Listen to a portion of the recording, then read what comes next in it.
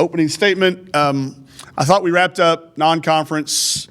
If we're giving it a grade point, probably someplace in the high threes, not a 4.0, but very, very strong. Got a lot of, I think, rotation solved. The addition of some healthy bodies back in has made that a little bit harder on us entering the conference season. But non-conference, A-, moving on into conference now. Am excited about the first game being this whip-around coverage. I don't know how much y'all have looked at that ahead of time, but the 8 o'clock tip is because of the whip-around coverage. It's something that I think kind of came up as at our coaches' meetings when we were talking about coverage on the network. All the games being on the pluses, you can still watch the full game on the plus, but the network sometimes we were showing games that weren't hotly contested. There would be a 25 or a 30-point blowout going on, and we're missing a last-second shot someplace else. So we're going to experiment with it, and we're excited to see how it works on Thursday night. You talk about the rotations. How much harder does it make it that you don't have much, film to look and to judge? Yeah. To try to. Well, I think the two that we're talking about are Kiera and Destiny. Kiera gets the benefit of the doubt because she's done it for 3 years. We know what she can do against SEC caliber opponents. Destiny, it's a little bit more speculation and knowing what we've seen in practice and knowing what we've seen from her during her play in high school and in summer. Destiny Oberg is going to help us win a game or two in the SEC. There's no question in my mind. Her size, her competitiveness, and how she's different from the other three will help us win a game or two that we normally wouldn't have won if it had been Aaron, Taylor, and Kiera. So I just got through talking to them. That's why I was a little bit late here. It's going to come down a lot of times to matchups. But it's not going to be game film. It's going to be practice film. So that's where Kiera gets a little bit of benefit of the doubt on what she's done in the past. We know what she can do. We'll be experimenting a little bit with Destiny. I think we know what we have in Kiera and Taylor. It'll be Aaron's first experience as well, but if y'all hadn't figured it out by now, she's a gamer. She's not going to wow you with anything she does in practice or shoot around or pregame, but when she checks in, it's like this mechanism goes off in her head. So she's a gamer. I think she'll be ready, and she's proven that she can do that. So I think it's hard in that we don't know the answer to it. Coaches like to be in control, and you like to kind of know. We don't know. So we'll just have to see how it works out.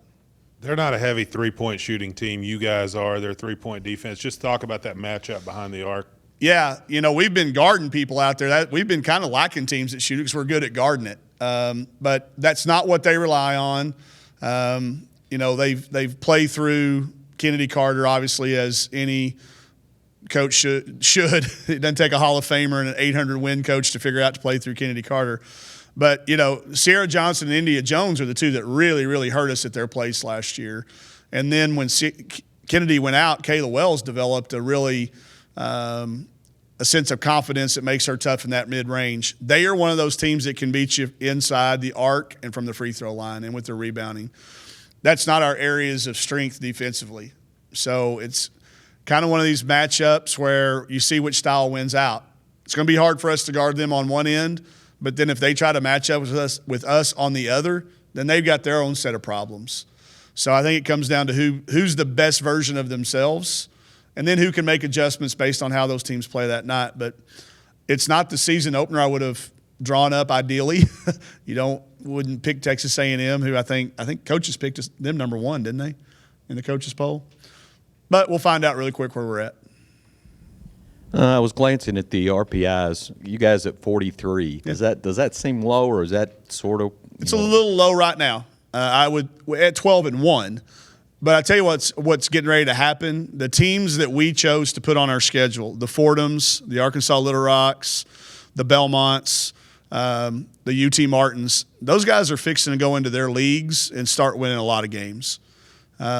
Stony Brook's only lost one game is to us. They're going to win. I think you're going to see those guys start to climb. Then you see within our conference, we start to play each other. And when you start playing the South Carolinas and the A&Ms, the RPI will go up. I like where we're at. I wished it would have been a little higher if we were 12-1, something in the 30s. But you got a lot of teams out there now that know how to manipulate the RPI with the non-conference, and it will start to play itself out as these first couple weeks of the season. But I would, anytime you're in this top 50 heading in, you got a chance. When you go into conference play and have 2 point guards like you have, where you can switch them out and get more from one than the other, just how big is that when you get into conference play and can interchange your point guards like that? Sleep a lot easier. You've got confidence that they both know what you're doing, and you can focus on those other areas, the things that we're talking about a minute ago. How are we going to stop them inside? You don't have to worry about your point guard play, and I think any coach would tell you that if you feel like they're engaged and you've got two options, you don't worry about foul trouble. You don't worry about somebody having an off night because the other one's going to be ready. I thought the other night was a good example of that. Michaela got off to a tough start in the first 3 or 4 possessions. IT gave us a huge lift, and then when Michaela came back in, she was settled down. I think those two particularly have really settled into a nice duo, if we want to put it in those terms. They pull for each other, they push each other, and I think they're both ready because of what they've done in the offseason against each other. But I can tell you I don't worry about it. I don't worry about – and we don't – this year, last year you had to worry about somebody being off. If you had one player off, we probably weren't going to be good enough on the perimeter if their shot wasn't falling. This year, I don't think mathematically possible that we're going to have everybody have an off night on the same night. I probably jinxed it, but it could happen. It won't happen. When you coach against a good friend and both of you know each other so well, is it kind of sometimes maybe trying to outthink the other a little bit too much, try to factor him out of it? How do you do it? I hope not, because I'm going to lose that battle. But it is different when you're playing a friend, and for me, somebody that obviously I'm not in this game without the opportunity he gave me, but I wouldn't tell you that we want to win it any more or any less. But it is different. We were at the same game last night recruiting and talking about things that I don't think whoever else was playing in the matchups on that first SEC game, they're probably not having the same conversations we did. But I do think I know the way his mind works, having studied him and watched him. I doubt he's studied and watched me very much. He shouldn't. He's won 800 games just recently. I've studied his.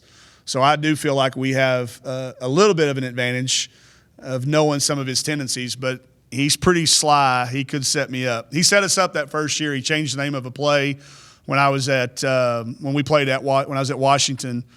We went to Texas A&M, and he changed the name of a play, and I thought we had it scouted, and it was the reverse of it, and he shot me a little one of those. So I hope I don't have to outfox him. That's for sure. I'll lose that battle. Winning that game in the tournament last year against them, confidence-wise, how much does it help a lot of these returners? It helped us a lot at the time because of where it propelled us on into the tournament, too. But we've all been sitting around, and I just brought it to our team's attention, and I'm kind of one of those guys that let's run toward what everybody else is saying. We know everybody's saying it's because they didn't have Kennedy Carter. We've been listening to that, and we're tired of hearing of that. I think we played really good that day. I don't know if we would have won if she would. Nobody knows. But it's certainly we're tired of hearing that. So the confidence, it did help, but it also might still serve as a little bit of a chip on our shoulder, fire in our belly, whatever analogy you want to use, that we'd like to do it against. So that's not a reason for people to maybe point out that we'd win that type of game. Question here. Go ahead. Yeah, you said A- when you came in here rating team. What you wanted to do better to get that A+? I felt like there was a couple of situations where we let the score of the game dictate how we performed, and I understand it's human nature. They got sick of me walking into the film room or walking into the pregame saying, "Hey, this team went to the NCAA tournament 7 out of the last 8 years. Hey, this team just played double overtime against a top-ranked team and then win by 50." You get that. So there's that sense. I wish that we could have looked through that a little bit better and not judged it by the scoreboard. We took a few possessions off. Now, I get it. We're picking at things that, to be a coach, to try to point out and coach. I think we finished non-conference number 1 in the country in points per possession.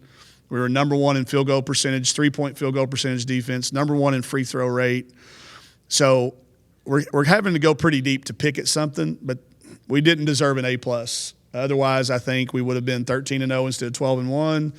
We could have handled that road trip a little better. There's some things. So, and there's still rotations, and there's still things that we have to perfect to be ready for this schedule that's coming up.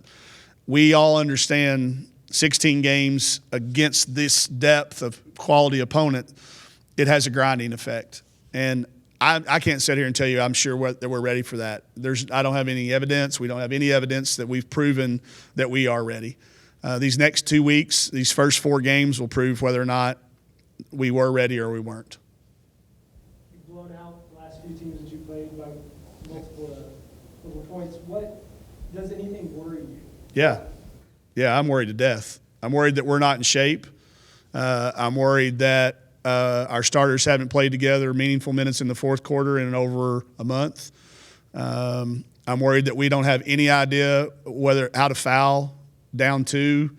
I'm worried that we don't know our last second game-winning plays. We haven't had to use them. We've practiced them a lot.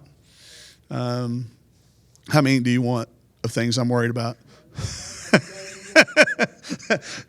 Yeah, practice. We've tried to practice it. We've tried to simulate it. We've brought in our guys' practice team. We've tried to. I've been the worst official in practice for road rules. We have, as a staff, tried to do everything we can to be as ready as we can, but we've shot the ball so well, and our second units, the players continue to score. Again, I said it last week, but if you would have said before the year that we'd put 86 on a Joe Foley and 96 on a Kevin McMillan coached defense, I wouldn't have never dreamed it. So it's a credit to our kids for the way they're playing offensively, but it worries me to death on what's going to happen when we're trying to win games in the 70s and the 60s. I don't know if we can or not. I think we can. I think we've practiced it, but we don't have any reason to be confident about that yet.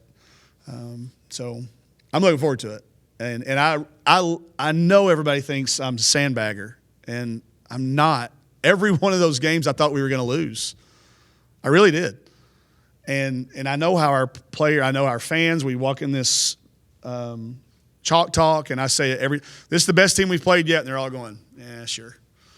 Yeah, sure. You said that last game. So it is. That's the way it's been. And, I know there's a smack in the face moment coming, and I'm anxious to see whether we punch back or what happens. We haven't been smacked.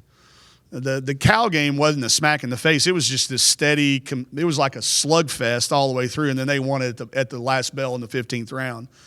We haven't got punched in the face yet, and I'm anxious to see what happens when we do. Not to give away your plan, but is it a group effort against Carter? Yeah. Yeah, I will say this, though. I am anxious to see how Michaela Daniels does on her when we play some man. We have put her out there against at least 4 players in the non-conference who are probably going to be pros. She was guarding the 5-player the other night. Did y'all notice that?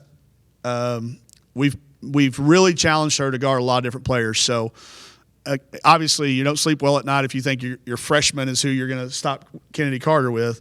But I am anxious to see how she would do against her a little bit. She's very does a lot of preparation. She'll be on that film. She'll know her tendencies as well as anybody we've had. But it is a group effort, Grant. I mean, it's got to be. If not, then she's going to have a big number, and that's when they really get going, because then she's such a good passer. And then when you give help on her, that's why India Jones is the rebounder she is, because not the only reason. She tries really hard, and after every ball, she's a machine like that. But she's a lot of times rebounding without anybody boxing her out because they've gone to help on Kennedy's drive. So it's a team effort. She's playing off the ball a lot this year. He's playing Shambrika Washington at the point a whole lot. So Kennedy is playing off the ball, which makes it a little harder to guard her because she's coming from so many different spots on the floor. When she had the ball in her hands to start the offense, you knew where it was coming from. So I think that's what's made her this year particularly hard to guard. But, yeah, it's going to take every one of us. And then rebounding is always a concern against an A&M team because that's always a point of emphasis that he makes. All good? Happy New Year, everybody.